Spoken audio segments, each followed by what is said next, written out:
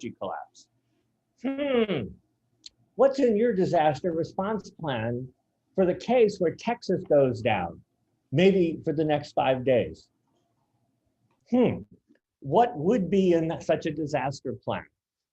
And of course, the standard rationalization is that's too rare. In fact, Hogan, who we'll refer to again, explicitly denied the possibility of these kinds of rare events as being something worthy of planning for and building into the response of the system. In fact, right, as he said afterwards, it functioned as designed. What it represents is a classic best odds bet with no hedging at all. Partly that no hedging is because there was no out-of-state power sharing. Oklahoma didn't go down for 5 days. It also ignored the vital services role of energy supply and all the other knock-on effects, and missed the various kinds of common mode effects of extreme weather events, as well as other kinds of major stressor events. And this illustrates how best odd bets eventually will collapse in the face of the variation in the kinds of stress events, how they appear, where they come from, but fall outside the design envelope. In effect, Hogan, in a new development, because I can't think of any in my 40 years, deliberately and intentionally designed a maximally brittle system. Wow. Well, that hedging is biology doesn't do what Hogan did in the energy market design in Texas. Biology hedges its bets. Now, there's tons I could run through on where this comes from. You could relate, I could do a variation on the famous Ashby, only variety can destroy variety, where in this case, it's the stress responsive gene expression provides variability in the phenotype that matches the change in variability in the future. While I can't predict how that change will occur, that change will affect the stressors experience. And so the biology, when we examine it in light of some of the developments in the science behind resilience engineering, captures again a fundamental constraint on all adaptive systems at all scale, a universal constraint. Viability over the long run will require extensibility. No extensibility was provisioned in the Texas energy system when we saw that collapse. By the way, remember, despite the fact they said it was rare, this happened in 2011. And in fact, it nearly failed as badly. And there were a variety of lessons, which for the most part were not acted on or acted on in ineffective ways. And it happened in 1989, where it was handled fine pre-Hogan market design. So in fact, this is completely anticipatable in terms of every 10 years, you see extreme weather events like this that cover large areas of Texas. So, right, biology, we could go in on this for quite a bit. Biology selects for mechanisms that can adapt to future environmental fluctuations. In other words, biology builds in mechanisms to survive surprising changes in the patterns of stress the organism, right, as a species experiences over time. And we can talk about many of the interesting aspects of the biological architectures that endow biological systems at multiple scales to do this. But in the end, what the biology reveals is there are different strategies for hedging your bets. Now, why do I have to call it HB? Sorry, because biology originally identified one type, one strategy for bet hedging in biological systems and genetic expression, mathematically modeled it, called it bet hedging, and then discovered there are many more such strategies. So since they occupy bet hedging for a single strategy, we're going to use HB for the families of strategies. All of these involve trade-offs and impose costs relative to pursuit of optimality for the current patterns of variation and stress.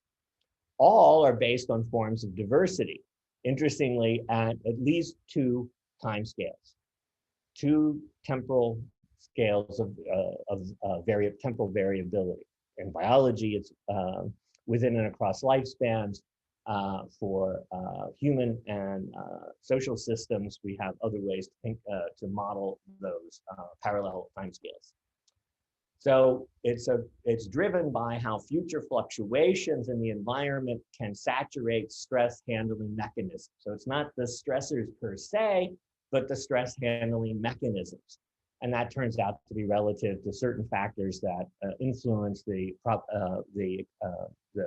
potential for collapse, or how brittle the system is. What's the excessive brittleness or gratuitous fragility, to use John Doyle's term?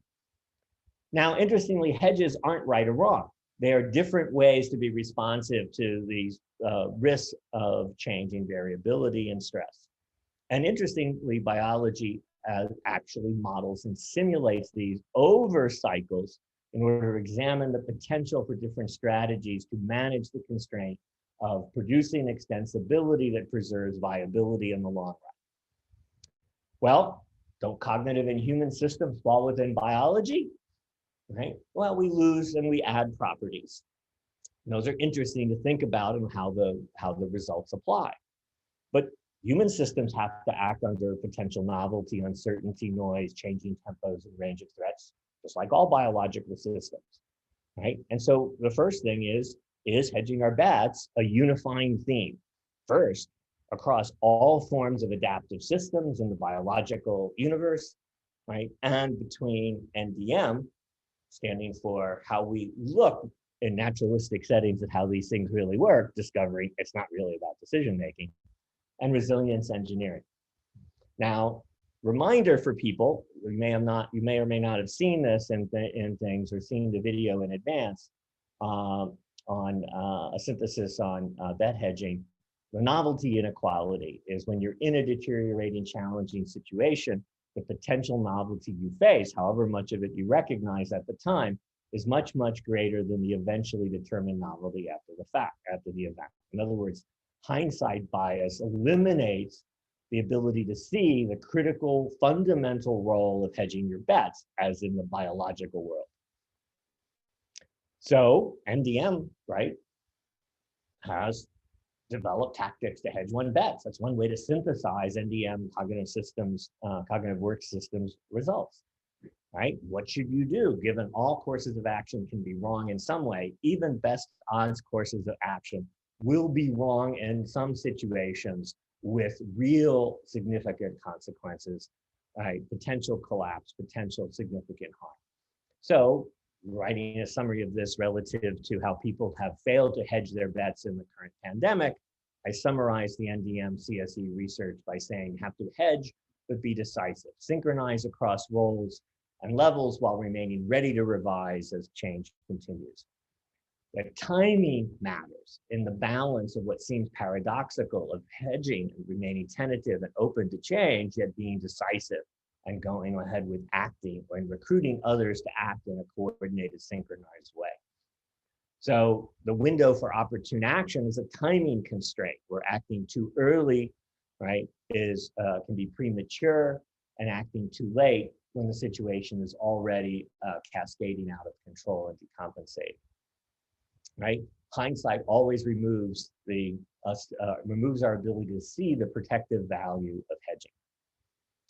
So hedging is in RE too. It's in resilience engineering too, right? What Eric talks about and the 4 cornerstones, or my variations, slight wording variations: openness through anticipation and readiness to respond. There's constraints on acting decisively in terms of being able to manage side effects of it. So being too responsive too quickly without taking all of the implications into account. There requires synchronization across roles and levels, such as reciprocity has been demonstrated to be essential. Again, something that was designed out of the Texas energy market, and therefore you couldn't get the beneficial effect under the extreme stressor event. Keeping pace with change, timing matters, right? Readiness to revise assessments, relationships, goals, priorities, models, and these things. All findings that are highlighted in resilience engineering.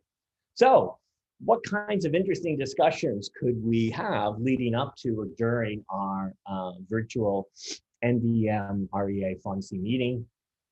Is there a general synthesis for all adaptive systems around hedging your bets, despite the differences? And I certainly say yes, absolutely, emphatically, and want to explain all these different findings and strategies and how we can put them together as a universal fundamental synthesis. Well, you know what the synthesis says? It says Bayes as a paradigm for acting under uncertainty is wrong. It's wrong. Biology doesn't do that. And there's reasons it doesn't do that because of the excessive brittleness that inevitably arises. Also, biology demonstrates there's lots of ways to model the effects of different hedging strategies, and they're not about Bayes and biases. Yes, all hedging strategies they're not right or wrong, right? They all provide a different degree of protection, of future adaptive capacity that it can be expressed and brought to bear as change and stressors, expression of stressors occurs, right? All of these are balancing trade-offs given the novelty and equality and some other constraints. But when we think of human systems at social or cognitive system levels, there are non-bet hedging strategies. But all of these violate rules of the adaptive universe and result in excessively brittle systems. And not only from the biological world, but from some of the nonlinear control world and John Doyle, hedging your bets can be formal for networks. A second area of implications is on a synthesis of understanding cognitive work and naturalistic decision making. Is the synthesis I briefly hinted at, and I have the 6-minute video trying to explain it briefly to people. Is this a decent synthesis? What revisions and corrections are needed? There's a lot of odd juxtapositions in it. How to be decisive yet open to revise. How does this window for opportune action work? It emerges, but we haven't looked at it that closely. I don't think, anyway. And in particular, is hedging your bets a worthy competitor to counter the continuing emphasis on Bayes and bias that permeates most people's thinking about acting under risk and uncertainty? Hedging your bets is a completely different way to think about that action behavior, adaptive behavior in the face of the fundamental uncertainty, novelty, and noise that arises as shock conditions eventually will present themselves. So is this a valuable way to connect NDM findings and the findings on resilient performance? Maybe. And the last one is, given the hedging our bets perspective, let's be practical, right? What does this tell us about organizations and how they can adapt, especially in light of the current ongoing crises, whether that's at the level of the Texas energy system or it's the global level in terms of the pandemic? How does this relate to other upcoming shock events that we can understand given extreme weather events, extended and larger fire seasons, a variety of other water availability, just to name a few. And of course, don't forget the cyber crisis. The disinformation campaigns undermining societal coherence all across the world. Can we get better crisis preparation and response if we understand the fundamentals of hedging our bets? Can we develop new forms of learning from incidents and new ways to test organizations as they change their design, their technology, so that they build in effective hedging or can evaluate what are the appropriate hedges? Remember, the idea is no bet hedging makes an excessively brittle system for sure. So you need some bet hedging, but no bet hedging will be absolutely correct. So there's some, which way do you want to go, right, in terms of architecting your organization? So hopefully, and we can debate, can hedging your bet strategies provide a guide for organizational reconfiguration after large-scale shock events? And that's certainly one of the themes that within the frame of our meeting in terms of how does the post-pandemic world change safety management across risky industries? What other ones are there? So hopefully this will stimulate everybody to fire away and say, no, you missed this or you missed that. Whoops. Fire away, folks. I will mute myself and wherever I can find the command to unshare. How do I unshare? Somebody help me find the unsharing button. There we go, found it. Great. Thank you for that. So Gesa is our first discussant. So Gesa, please jump in with questions and comments. Wow, so that's not an easy thing to do. I thought my thing would be I would ask a lot of questions. However, David has already had like 3 slides of questions. So as a background, I work with the maritime industry. In maritime training and education, we try to prepare people for a work environment with a large variation, large complexity, loads of technology, loads of acting under uncertainty. So I for sure see how hedging might actually be a good way of trying to exemplify and visualize how people make decisions under uncertainty. And it's for sure something that we need in maritime. So we are, as an industry, very, very reactive still. We still try to find culprits. Whenever something happens, we try to find who was the one that pushed the wrong button, who did the wrong thing. So we need something else.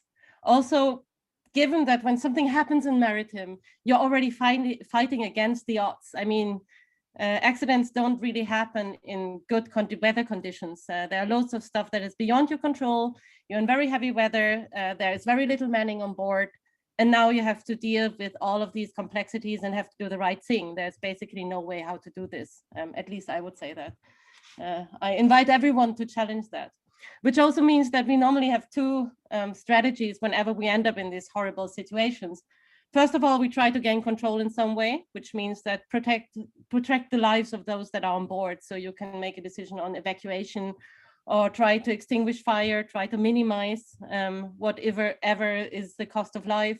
But then there's also kind of the other side that you have to take care of. So how can we minimize the mitigation effects, the consequences, which are oil spills that can have devastating consequences beyond those that are on board, those that are working on board. So there's some kind of gain for the general public to understand what are people facing and how can we help people to make better decisions. In maritime, generally, we say we should train, and I think that is something we do in all high-risk domains. So I think that understanding what kinds of bets we are making and how we're making those might help us to improve training. But then there are all these questions on what should we focus on in training. So how do we know what type of resources do we have to secure so we can actually launch different responses in different situations? And how can we remain or keep those adaptive behaviors and potentials, given that we constantly, from a company side, decrease manning? Also, when I say, well, we should train for things, normally we train on accidents, and then probably many people in the maritime domain would say, well, we have resource management training.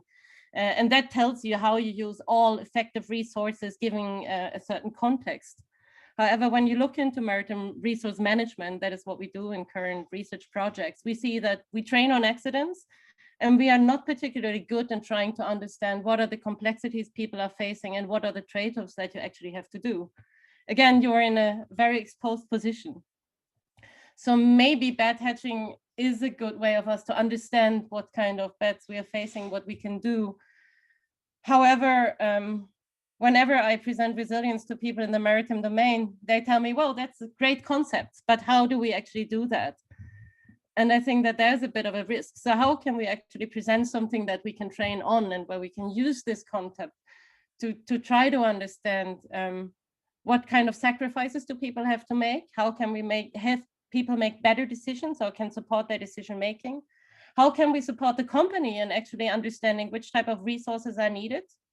How can we formalize the training? One of the aspects that we see when we try to understand safety, we hear a lot on board that people say, well, those that are sitting on shore, they don't really understand our circumstances.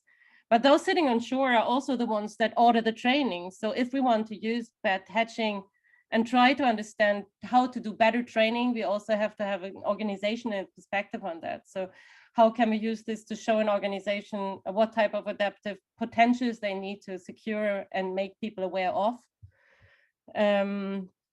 What more? Yes, how do we know what are the critical tipping points? So when do we need to shift roles and responsibilities?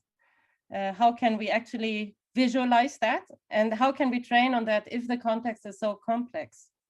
So can we train for everything? And if not, what should we bet on training? I think that was very fast, whatever I've been thinking of in the last couple of days. So yes, it's a viable concept for sure, and I think it will be very practitioner oriented. People will be able to relate to that because they make different bets every time they end up in an adverse event. But how can we turn this around and actually train for that and help to understand organization, management to front end, and where should we put our bet if we want to train? Should we train those on shore? Should we train those on board? Can we train for that at all? So yeah, that's it from my end. Great, thank you. Thank you for those thoughts. I'm just wondering, any reactions to this question about how you train for this to make people better at hedging their bets?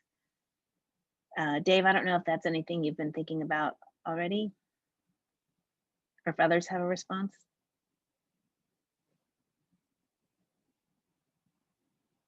I was trying to keep my mic muted. I thought that was my key role after opening this, was to make sure that I stay muted.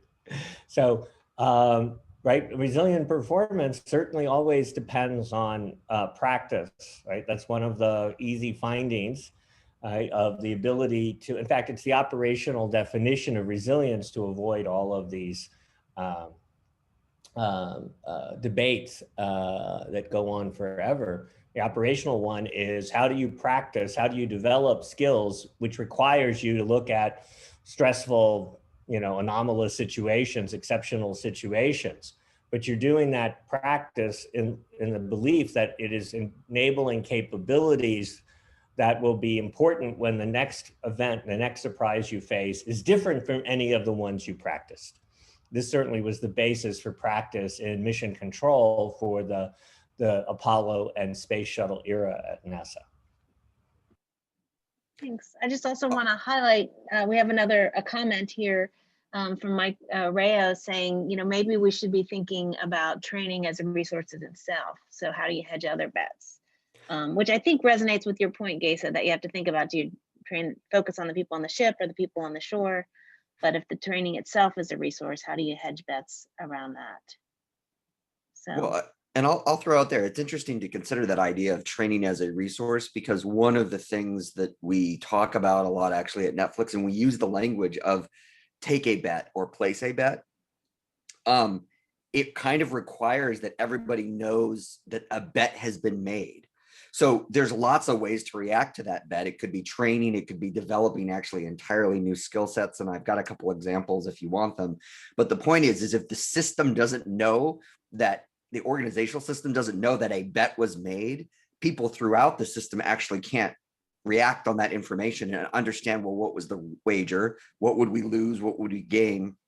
And that's something that if that's not clear, I think you can run into problems about solutioning or, up against edges of things. Nice. So actually, that's a great segue. I think you're up next as our discussant, Jay Paul. Do you have some other comments you'd like to share? Sure. So one of the things that came to mind, so a couple of points that as Dr. Woods talked about this, the idea of lifespans. So in technology, the bets that you make as a startup are very different than the bets that you make as a company that's been around for 5 years, which are different than, Microsoft, right? So this idea of lifespans and the bets that we would make, I think is actually super interesting to ask in the context of technology, but in other industries as well. The other thing that I point out is when you look at shock events, one of the stories that Netflix tells and has told is that, what we're known for sort of going to the cloud very early on and moving to cloud technology, but that was based in a response to a shock event. Very early on, we ran our own data centers, like everybody ran their own data centers. And there was a huge outage that I think was, and this was long before my time, but I think it was on the order of a day or two, maybe even a little longer. And so the decision was made, we're going to go to the cloud. What's interesting to me about that is if you look at some of the fallout of that bet, that was a strategy bet that was made, we're going to invest in doing that. you get a bunch of different practices that we hear a lot about that are also related to resilience engineering. So chaos engineering, traffic failover, those are actually examples of practices that we designed specifically because we made that bet and it paid off in a sense, right? So just a couple of thoughts in that area to kind of throw out. It doesn't mean that we would externalize all of our technology practices. So for instance, we run our own CDN, although at the time we actually outsourced. So CDN is content distribution network. So where files sit around the internet, so they're closer to you. We used to have that as an external vendor, and we actually brought that in-house as we were externalizing some of our stuff to the cloud. So it's interesting that you might make a bet, but then change subtle parts of the bet or components of the bet. And then also this idea that when you make a bet, it might actually change some of your practices. And then because you have things like traffic failover or chaos engineering that you designed, it allows you, based on whether or not the bet paid off, to make bigger bets or change your bets. So I'm actually thinking of, if you've ever been to Vegas, right, and you win big, you might make a bet that you wouldn't otherwise make if that bet didn't pay off. Interesting. Yeah, those are great insights. And interesting to me that your work culture already talks in this language about hedging bets. Yeah. And one other thing I'll just say real quickly, that actually permeates the org. So we get very high level sort of bets that are talked about. And then a lot of times at the kind of sub business line of business level, then it'll be like, well, what bets would we make based on the bets that were communicated at a very high level? Interesting. Very interesting. Thank you. So Emilie Roth, you're up next. Do you want to share some of your thoughts about hedge heading? I have slides. Let's see if I can host disabled participatory screen sharing. Yvonne, are you able to make Emilie a presenter? I can. I bet I could talk it through rather than showing slides if necessary. Let me try that. Okay. So I wanted to talk about two things that struck me from actually watching Dave's video earlier and then listening to him today. One is almost personal, and one relates to some work I've recently been doing with Laura and her organization.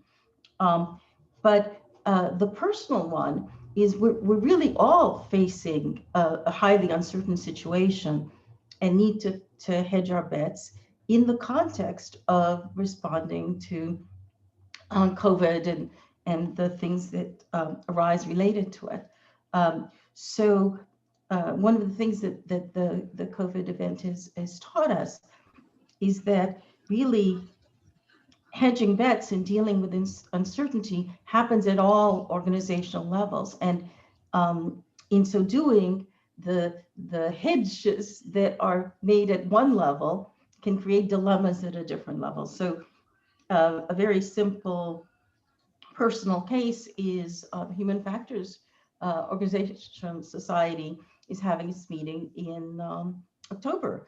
And now is the time to decide whether to put together panels, to put together talks. And the question is, from the point of view of the society, they are hedging their bet. They're not, they're postponing the decision of whether to make the conference live or to make the conference virtual. And it's perfectly rational from their point of view to wait. But that simply shifts the dilemma down at a lower level of organization. So any individual potential speaker, presenter, or panel member has to decide, gee, do I really want to do this if it turns out to be live, or even do I really want to do this if it turns out to be virtual? So the decision is shifted. So one of the things that struck me about this is Dave correctly talked about reciprocity and shifting across people as an effective way to hedge one's bets. and I think that's true. But at the same time, I almost there are going to be cases where by hedging your bet, you're actually making things worse for the other, for someone at different levels. Okay, I see Dave might want to respond. Sorry, even in a virtual world, that's why I turned off the video. Everybody knows, don't pay attention to Dave's body language. Though in this case, I do want to say that local hedges are not, that seem to defer things can actually be risk shifting. They can be the opposite of reciprocity, as in the case you're talking about. Risk shifting, right, is completely counter, right? And no, exactly, yeah. And as is the Hogan market design, which assumed all people behave to, are locally greedy, that their only rule is greediness, local greediness. And so he designed large swings in incentives, which turns out to be, despite his fact, he says that's a lawful approach in economics, and he got awarded a big honor.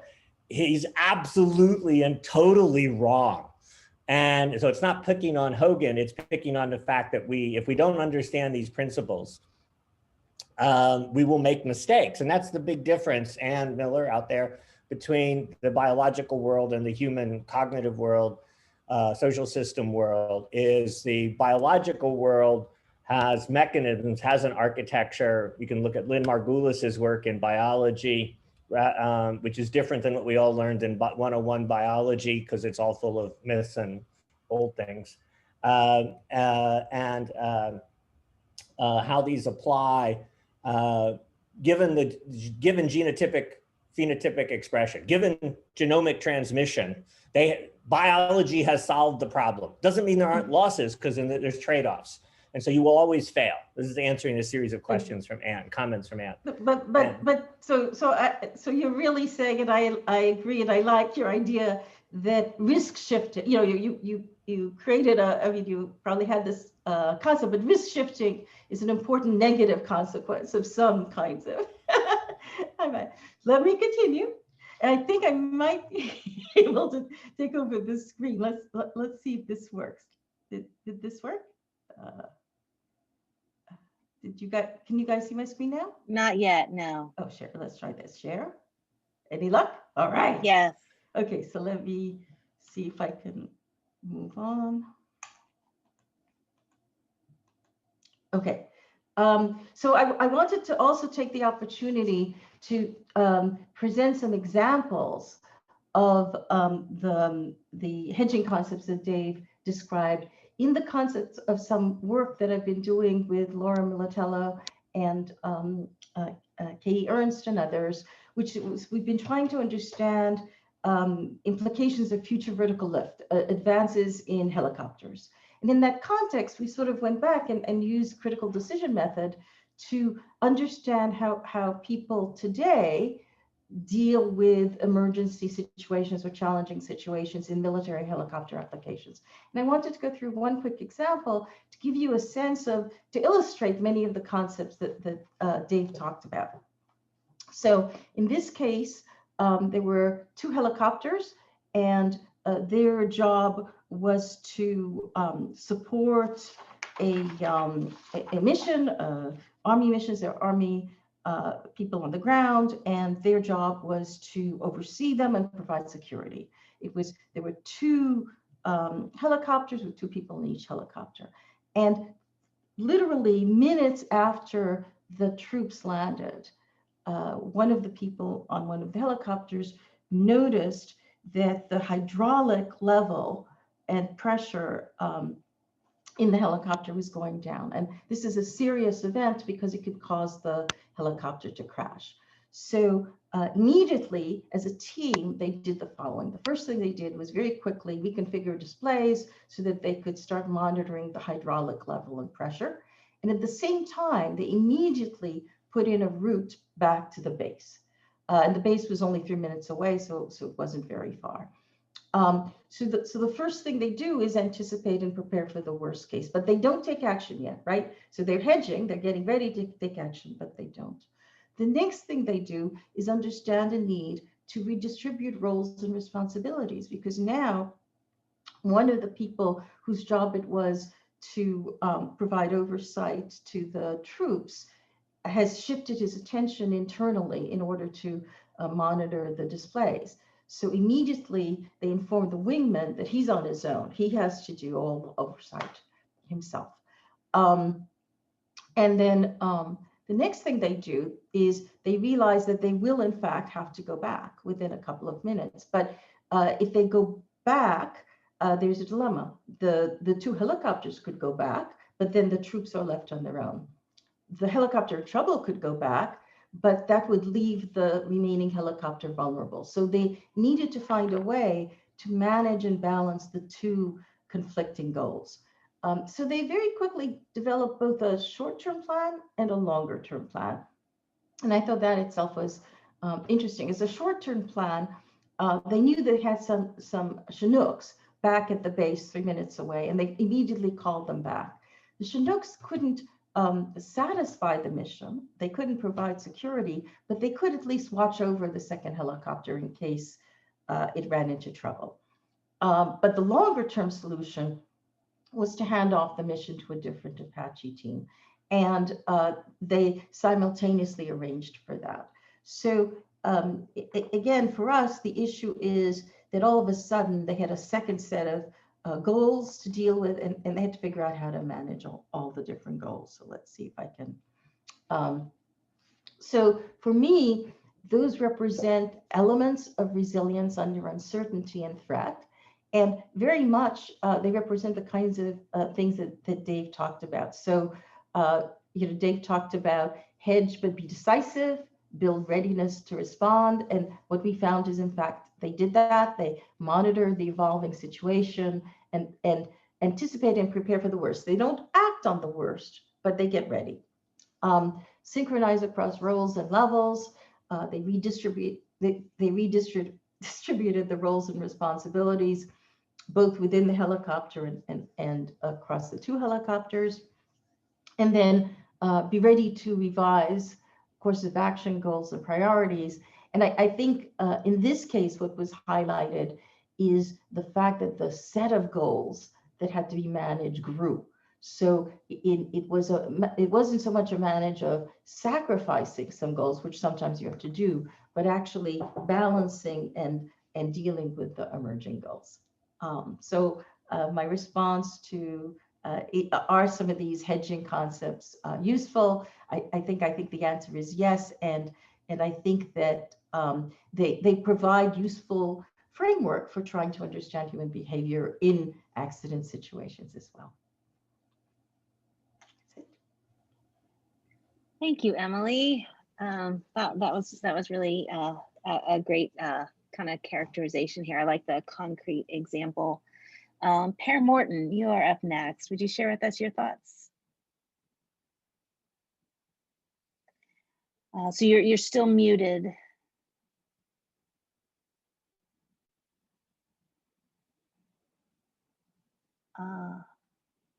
So we're not able to hear you. The mute button is in the lower left of your screen.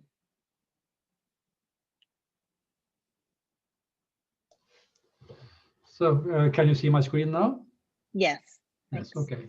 So I'll try to make a few comments because this terminology, the bet hedging, is not a concept that I've been working with. So but I used a couple of hours to try to find out what it is, and then to add a few comments stimulated by this last question on one of David's presentation. So how should organizations adapt in light of current crisis and upcoming shock events? And there are two ways to do that. That's the preparation. And this is to a large extent, I think, you can explain this also by looking at Rasmussen's well-known model of conflicting goals, which I suppose most of you know from before. And the question is preparation and response, is the bet hedging just a question of increasing the error margin so that you are better prepared not only for the things that you know might happen, but also for the things that you don't know may happen. So I look upon this as a question of how to increase this error margin, which in the case of the Texas energy shutdown, obviously where the margin was close to zero. So when things froze down, it just didn't work anymore. So I think it's a question of increasing this error margin and to include things that you haven't thought of or prepare for and the organization to handle also these unknown challenges. And then I think there's two dimensions here that are interesting. And one has to do with time or time for decisions, and the other has to do with coordination as a response. And I'll make a few comments on that.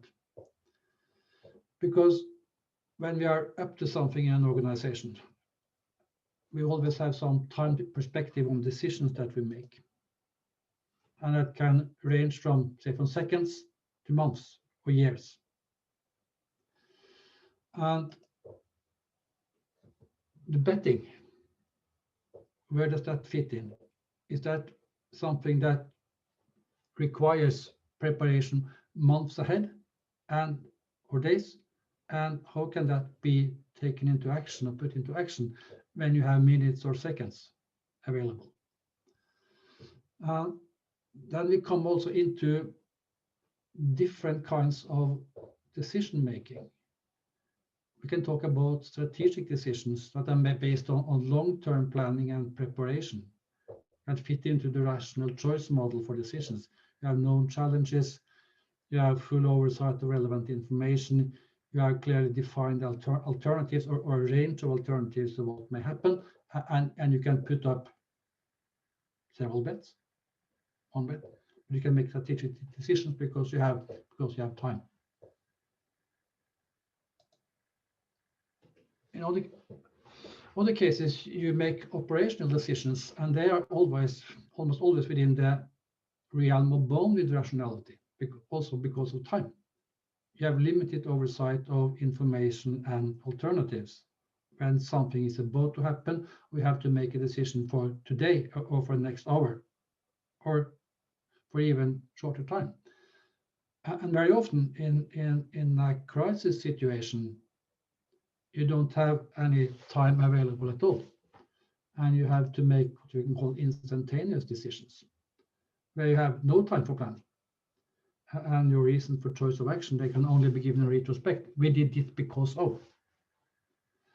And the challenge by introducing different kind of possibilities and options is how to make them be available. Also, when you have no time to react, or you have to decide and react at the same moment. So the time perspective here is very interesting.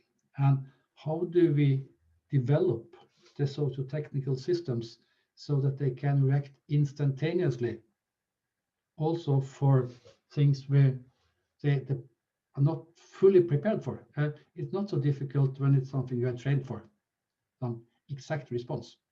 But when it's something that you have not trained for or only are partly aware of, how should we do that? The other aspect, which I think is interesting, is the question of coordination.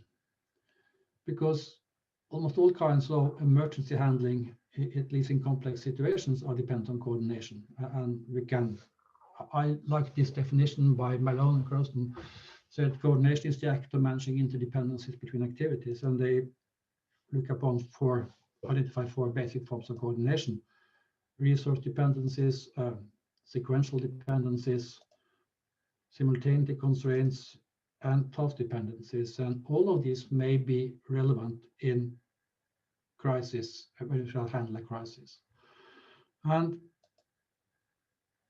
you have then four basic coordination mechanisms, four ways of handling coordination. One is the bureaucratic coordination based on planning, roles and responsibilities, regulations, etc. And you have the command-based coordination, where one person can take command and say, do that. And you can have the market-based coordination, which economists are from. And we can have a network-based coordination, which I can also call organic coordination. And this also has a time dimension to it. There's a time perspective on coordination. How long time, what is the horizon for decisions? What time do you have to act? It can be long or it can be short. And the challenge is what the challenges and the solutions can be known and orderly. If that happens, do this. And they can be unknown, something you have not prepared for or haven't trained for. They can be chaotic. And then the question of how to coordinate activities. In this part of the diagram, you can use the bureaucratic coordination because you can train, you know what to do and who shall do it, etc.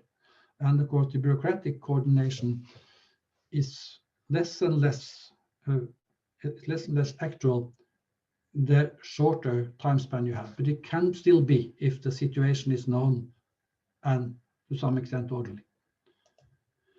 You can have a market, a trial and error system, which you can use if you have long time. You can try and you can make errors and you can come up with some kind of solutions.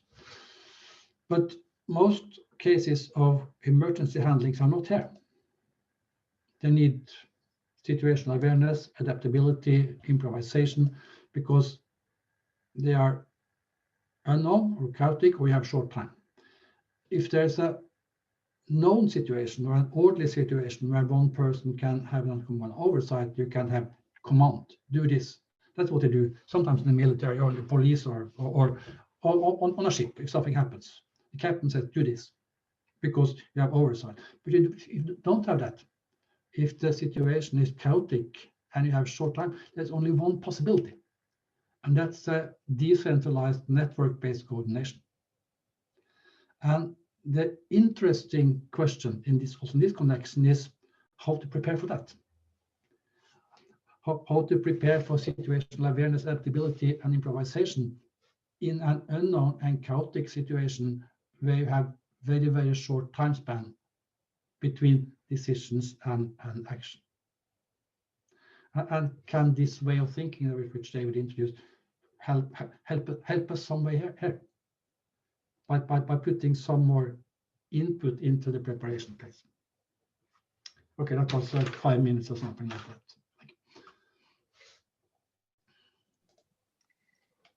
Thank you for those comments. I think this is really interesting to start to think about what bet hedging means in the context of different time horizons and different coordination strategies and bureaucratic versus command.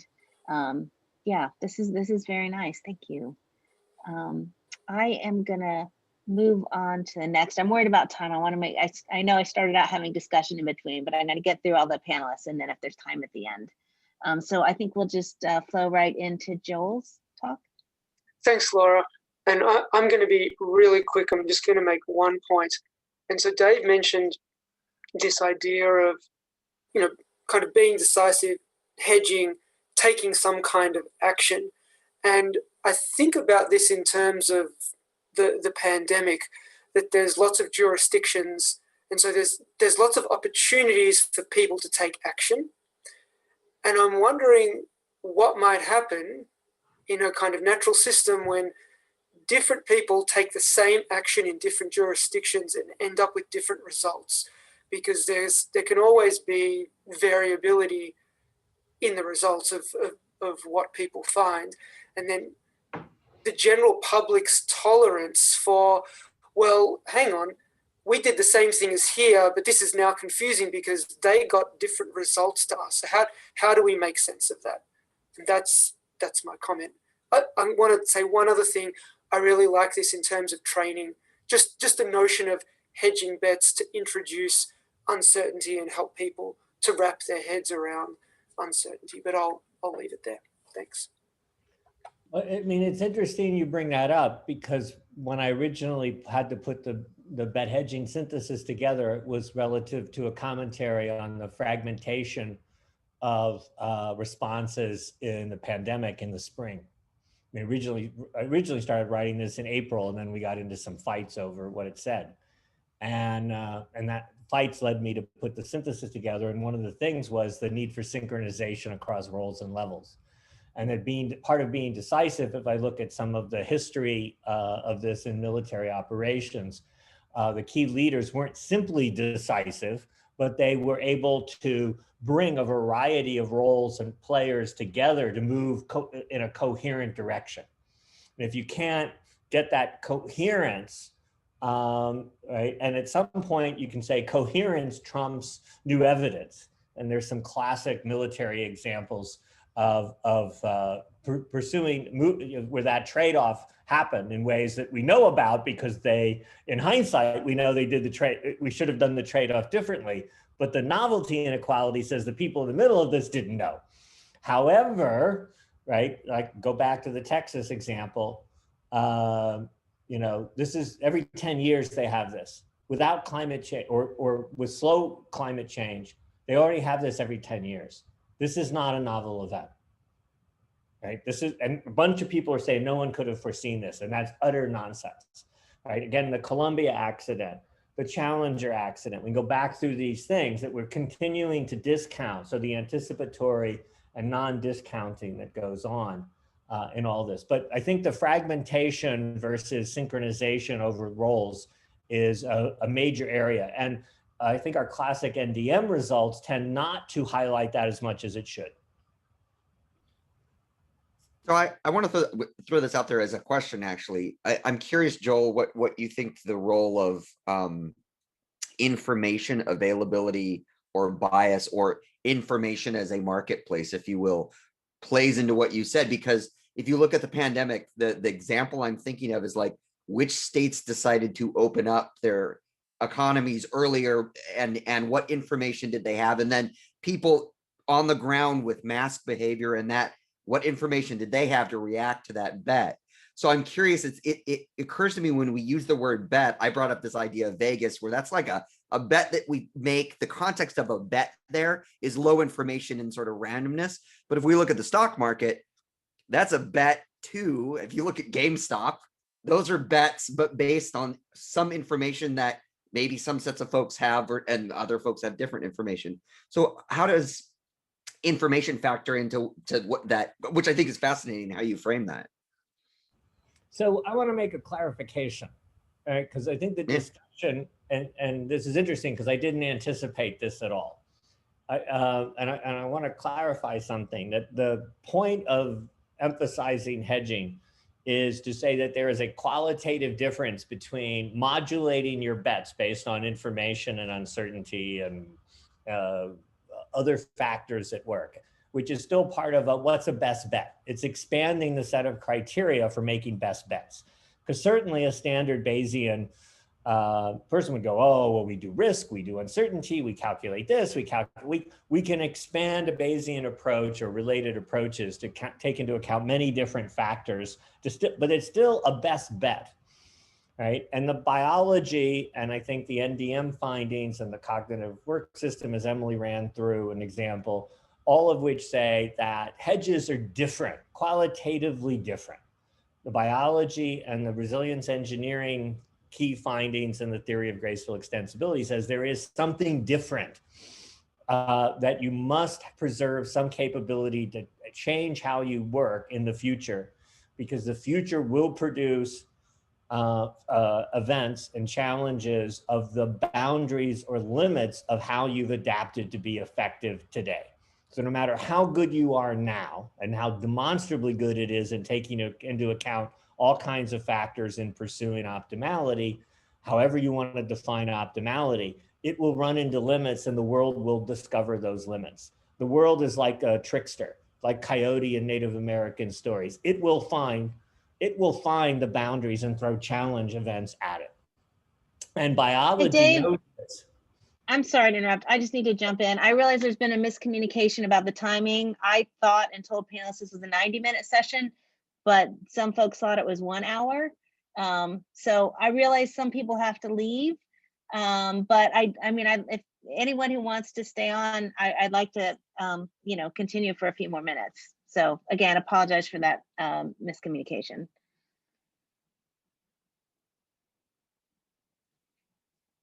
But I did not mean for you to completely disappear, Dave. I just wanted to make that announcement for folks. Poof, he left.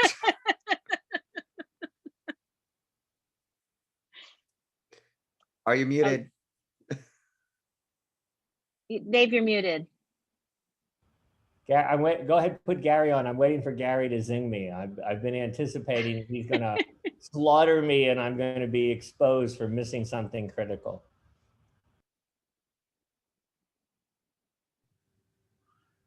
Do we really want me to talk now? Because we said this was going to be an hour, so I'm happy to turn this over to audience comments and save my reactions for the June meeting. Whatever you like, Laura. You can't escape. You have to say a little bit. I want to hear what you have to say. Okay, so let's see if I can share my screen,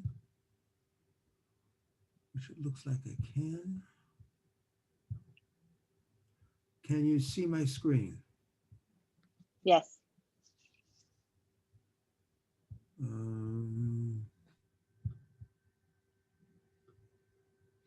All right, so obviously this is an important issue for all the reasons that Dave and everybody else have described, and I certainly sign up for that, and I'm glad to have a chance to be participating in this webinar.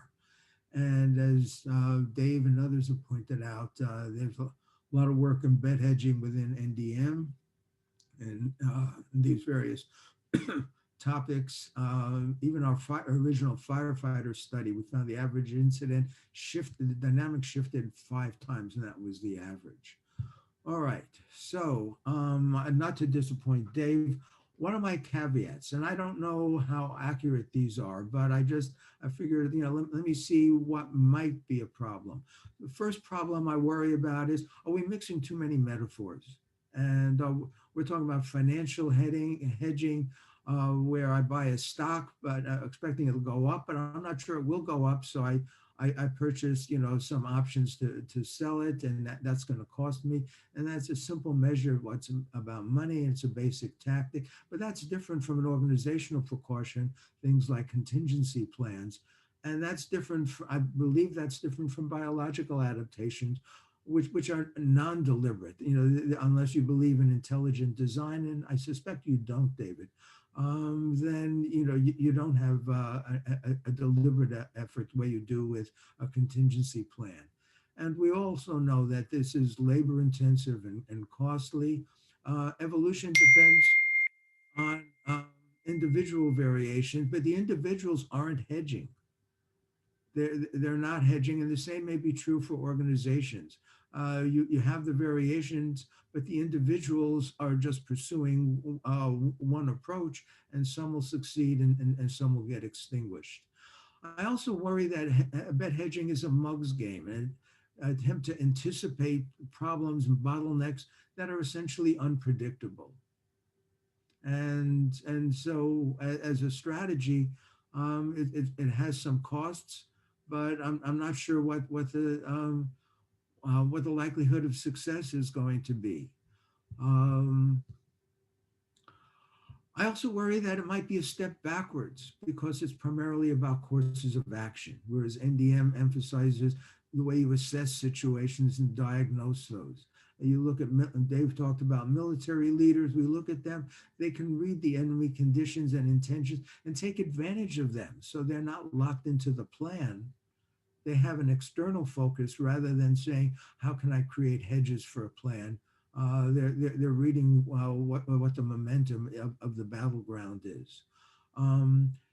David, you know that bet hedging is a readiness to revise your assessment. That's a precursor for hedging. It's not hedging itself. In NDM, we address fixation issues. There's a great article from 30 years ago. Oh, that's you, David, isn't it? Although I know you've tried to disown that article, but I think it was an important article, and we've tried to build on it. You talk about how bet hedging can involve a change in goals. You prioritize some, you sacrifice others. NDM isn't just about how you shift your goals, it's about discovering goals.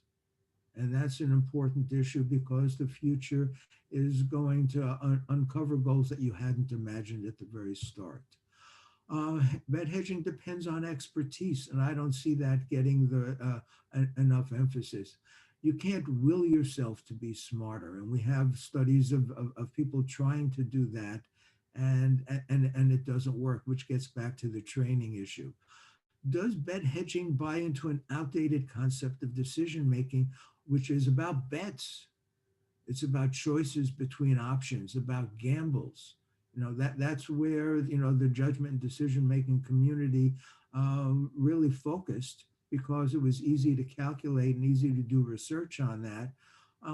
We're not sure that that's an appropriate approach to decision making. We've tried to expand the idea of decision making beyond bets and gambles. Does bet hedging buy into an outdated concept of planning, that you expect and hope to execute a plan and assume that the plan is central, but it may have to be jettisoned or modified? But when we study like military leaders, they don't have a strong commitment to the plan. The plan is how they got started, but once the situation develops, they're already looking for opportunities and affordances and not committed to carrying out a plan, as you might see in bet hedging. So anyway, those are some of the things that I was able to come up with. Well, I don't disown the 90 paper. I only say I would go much different beyond it now. There's a difference. I've learned something. Gary, I learned something. Besides, Veronique would kill me.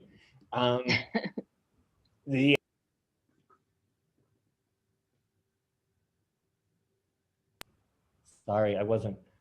I guess I was still muted. I was saying I didn't, never mind. I won't say what I said muted. Gary, I think some of the things you pointed out were in the synthesis, right? About anticipation and about revision and modifying courses of action and directions and things. So it was all in the, so a good bit of what you ran down is in the synthesis. Second, it is a metaphor, and it's a metaphor that's been used in biology and is growing in biology. Plants do it, right? I mean, we actually have real models of it. They have formal ways to do it. They use some tricks because of genetic transmission. And they can do some things we probably can't do in a cognitive social system world. But they model this, and it isn't, and fundamentally it isn't right or wrong, right? It is all about different ways you get power to act in the future. But there's no guarantee in the standard theories from Doyle and me. The answer is, brittleness can never be zero. You are always going to be brittle and vulnerable to some changes. The issue is the excess or gratuitous fragility, as John Doyle likes to say, and the Texas example being one of maximizing the brittleness at the boundary, almost intentionally. You raise, I think, really big debatable points about the difference between individual and system level stuff. How do things combine? This was the previous discussion on synchronization. What emerges, can this simply be modeled in a bet pooling way? And traditional macroeconomics does this in a fashion. Versus, I think the latest stuff in the biology stuff says it works differently. And this is why layered networks is the latest formal work from the nonlinear model people, and how that gets laid out.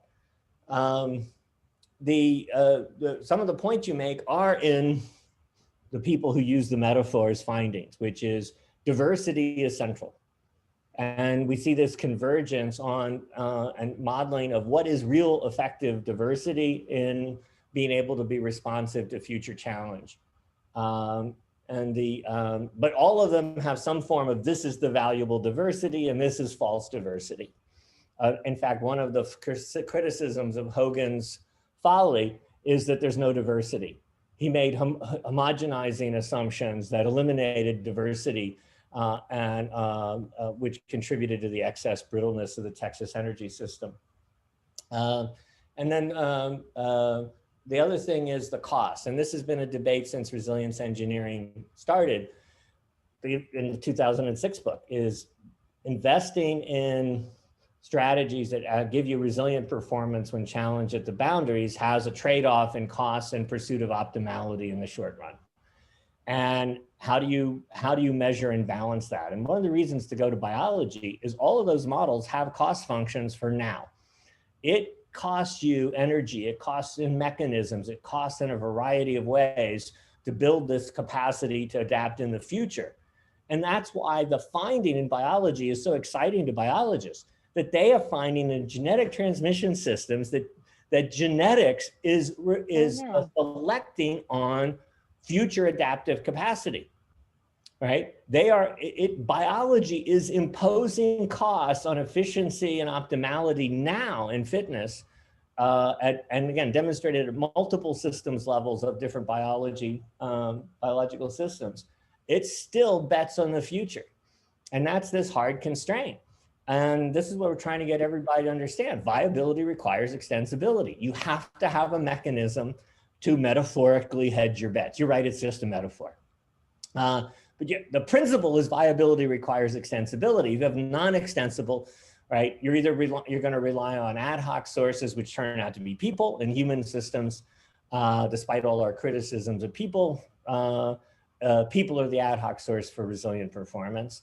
Or you end up with an excessively brittle system, which is rare, but Hogan managed to pull it off in Texas. I mean, he needs to be celebrated. It's hard to make a system that excessively brittle that it collapses that completely at the boundaries. I mean, this is an achievement. That's not the one he thinks he made. It's not the one he got honored for, but that's the real one there. And that's why his name and picture is on the slides. We need to remember this guy. I have a question. Do you think it's that rare? And here's why I ask that. If you look at those patterns in the pandemic and how we've optimized healthcare systems, that's a whole thing. But even outside of that, if you look at technology, whenever the US East, Amazon, AWS, US East goes down and like you see the headlines, half the internet went down. Well, we built those systems and then we put, all of these sites into this one place, and then it fails in the same way. So it's interesting that you say they're spectacular events, because it's like, actually, if we look for them, we see them maybe. Again, question.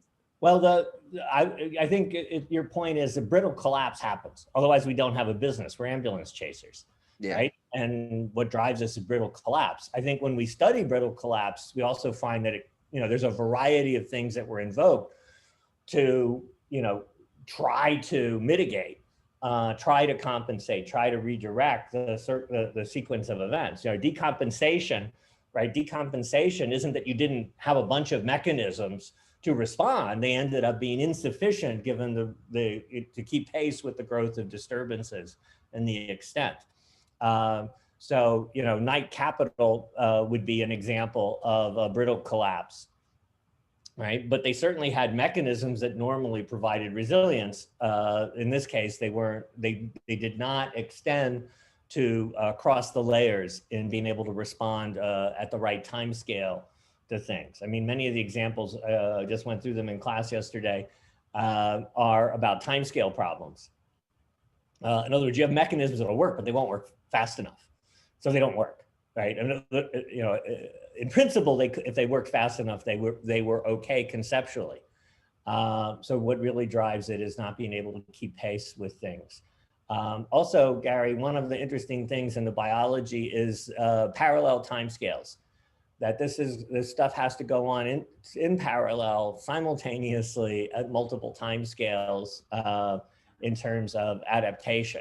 Now, understanding that and how that plays out is very interesting, and says that it would modify your point of simply saying that it's not, yes, you have to value all of the different levels, so expertise level at an individual or role level, but organizational factors also demonstrate a sensitivity to learn and change, and stuff. So how all these things interact. So there's a lot of interesting puzzles, but I think ultimately the key thing is what was originally mentioned by one of the talks is ultimately is the pragmatic, independent of the metaphors and the fundamental science and where that's going. Is the meeting is in part about, in large part, and we're always complaining we don't do enough of, how do we help people do something different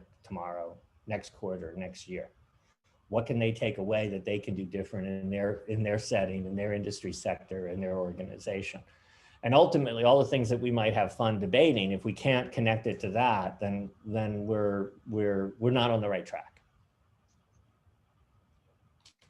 I want to jump in with just a couple comments from the participants that we didn't get a chance to talk about. So there's one here from Jose, I'm sorry, I don't know how to pronounce your name, Franca. I think this is really a question for Gesa about integrating non-technical skills in onshore and offshore maritime crews, keeping everyone on the same page.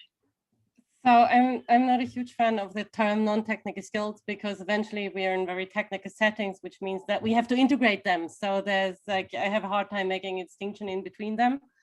So the quick answer is no, because I don't really believe in non-technical skills. They're very individual. They don't tell us anything about cooperation, about communication in teams, about teamwork. So no, just putting those together for on and offshore doesn't really work, because I think we need new concepts. But then what we should do instead, I don't want to say, well, we should train resilience skills or we should train better hedging. I can't tell you that.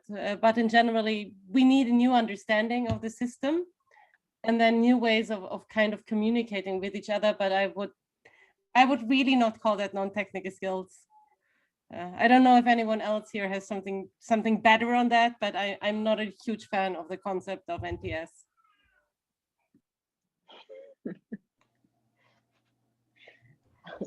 All right, please go ahead. Oh, yeah. Maybe building on what Gesa has said, I had a question about what Gary put in. You had some, in one of your slides, you had a negative comment about people who try to anticipate or respond to the unanticipated. And it just feels like the concept of bet hedging is precisely the idea of preparing for what you can't foresee. And in a lot of domains, the domain I'm sure Gesa is true too, but nuclear power, all effort go into finding ways to prepare for what situations that you don't know can arise. I mean, that's always been the dilemma, and I think that's what we need. That's what would be helpful from resilience engineering.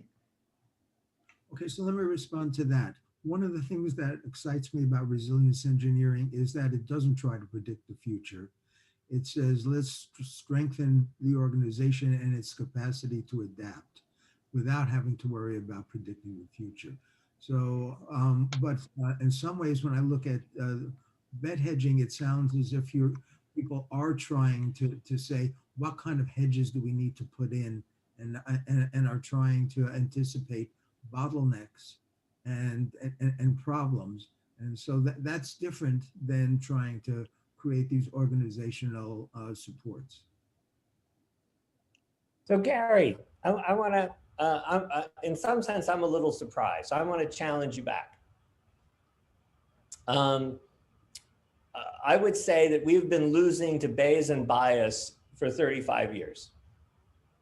Bayesian bias is the dominant paradigm. People are designing maps of all of the different decision biases, a very elaborate visualization, hundreds. It's very popular, and I know you and Danny have had found common ground, and whether you call it a truce or a synthesis, I don't know, but frankly, the big picture is we are still in the field We are still fighting the good fight. We have not won at all. Most people believe in Bayesian bias. And I think coming back and saying bet hedging, hedging our bets, is a way to come back and put, yes, it's a metaphor, and Bayesian bias is a metaphor or paradigmatic, an oversimplified label for a kind of paradigm. And hedging our bets is saying, here's different. Here's something different. This is what we found. Now we can sharpen it, adjust it, fix it. When I put it out, it was like, so I sent it to you right away. It's like, is this okay? What would you change? I mean, I think it's kind of okay. I don't think it's complete. But my comment is, this is a candidate that can stand up and fight the good, really win against Bayesian bias. That we can come back and say, hey, that's not what happens, right? A best odds, no matter how you define it, committing to a best odds is wrong. You ran through a whole bunch of examples from our findings. Emilie ran through them. We ran through them, we run through the findings again that says it's not about picking a best path, a best plan. You can't stick with the plan. You just don't switch between plans, right? There's a different way that this works. And we need a hook. And we need a simple one to get it across, because the simple, and people like Danny Kahneman will come back and say, most people misunderstand what we found and what we say and what's actually good advice, whatever. But the point is that the average person's understanding of it that dominates out there is, by NDM standards, wrong. And we have been ineffective at making that case. Despite the fact our case is very strong empirically.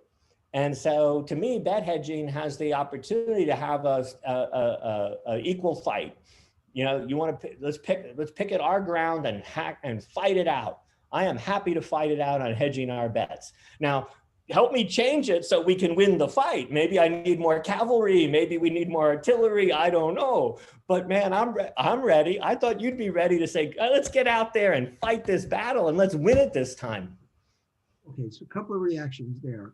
First of all, I would certainly like to win the fight. And we are losing the fight, except look at Bayesian statistics and look at people like Lola Lopes and others pointing out, using the word brittleness, just how brittle it is. So the proponents don't really showcase that in terms of judgment biases. Even Danny, and others have admitted to me, after decades of trying to debias people, nothing has succeeded. So I'm not seeing that tradition offering a great deal. If we can win the fight, great, but I would rather not worry about winning the fight. I'd rather worry about doing what you said earlier, David.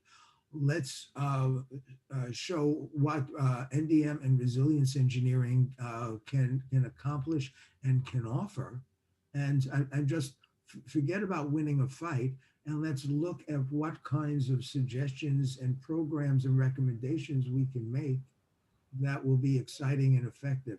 If bet hedging gets us there, that'd be great. If the biological metaphor turns out to be powerful, I would be delighted. I'm just raising a caution about a non-deliberate approach versus a deliberate approach that we should be aware of. So I'm on your side here, David. I think the challenge for us is not to win a fight, but to provide something that can be exciting and effective. Well, certainly that's what I wrote about how to kill a zombie. In the end, no matter how much you fight with the zombie, they manage to shuffle off and come back. They don't die because they're wrong. Eventually, they die because they're ineffective. Unfortunately, the zombies in the short run become an obstacle to getting anyone to invest in the things that allow you to develop the machinery to be effective. And I think that's been one of my problems on the different zombie ideas that we've identified, is that we never get the investment. The zombies keep the investments from going so that we can demonstrate and package and transfer, well-worked, and while they're different and have costs, they're efficient at what they do. Their performance resource ratio is good for organizations to adopt and utilize. And I think the biggest weakness isn't that we're pragmatic. The last REA, I think we're very pragmatic. The problem is we don't get the investment to develop the maturity, given the pragmatics lead to things that are different than what people are used to and different than what is efficiently deployed. And that's one of the issues for the meeting, by the way, because FONSI is very interested in how post-pandemic, post-crisis changes in industrial safety are going to happen, and that they need to happen, and they represent one of the classic problems in safety, which is new investments in safety are most needed when least affordable, and so we have reducing less resources, less appetite, and so how do you reconfigure, realign, reinvest, redistribute investments? And these are the opportunities. Yvonne points out over and over again that we get caught up in framing the discussion around shock events that produce failure, collapse, or risk collapse, or make visible the potential for collapse. And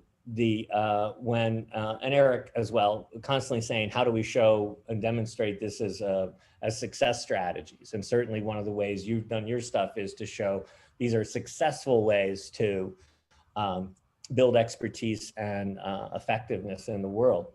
I'm sorry, I'm gonna jump in here. We're at just about 90 minutes and I do want to end on time, or 30 minutes late, depending on your perspective. I want to mention to everyone that Ann Miller has been putting some really cool, insightful comments in the Q&A that we didn't get a chance to discuss. So I hope you get a chance to look at those. I want to thank all the panelists. Yvonne is going to, I think, email the panelists 3 questions in terms of just debriefing and lesson learned. How can we do these better in the future? So watch for that. And thanks to those who were able to stick around for the extra 30 minutes. I think this has all been really great discussion. So thank you all. I would like to ask the people who are here before you go is coming out of this, what we're looking for are, what is it that you think is valuable for us to discuss leading up to or during the meeting? So how does this temper, throw out ideas of what's valuable to spend time that will generate energy, excitement, an audience. We can bring in lots of people because it's a virtual meeting for different pieces of it. It's not just about the 130 or 150 who would gather together physically somewhere having wonderful wine and food in a beautiful place in southern France, which we all miss, but nevertheless, we have this opportunity, not simply the reduction, to expand audiences so that we have hundreds of people gathering for this or that session, even though people may only go to a few sessions, not to all the sessions. So the point of this is to stimulate ideas about what might be valuable to have in the lead up or during the meeting, given constraints are changing for virtual meetings. So any inputs are greatly appreciated, including ones that say, let's not talk about that. That would be fine too, right?